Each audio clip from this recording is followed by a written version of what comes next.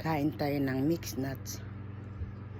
Maganda raw to sa ano natin tawag dito, yung memory, para hindi tayo kain ng mga almond, ganyan, yung mga iba-ibang mga nuts, para yung hindi mawala yung ating pag-sharp ng pag-iisip. May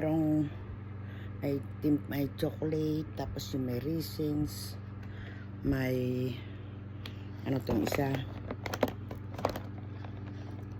Hindi ko na alam kung mga klaseng mga to. Pero masarap siya. Kasi tikman ko na siya isa-isa eh.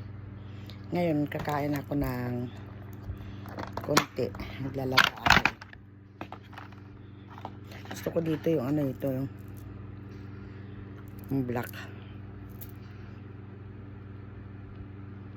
May disin siya. Ito parang parang almond.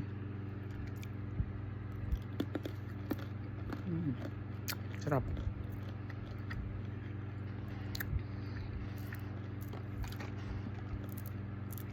Sa mga pasas.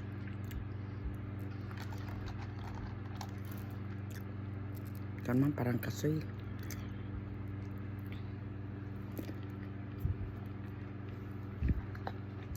Kain ko tayo ng papasarap ng isip.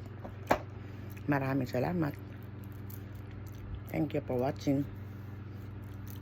And kindly follow for more of my videos.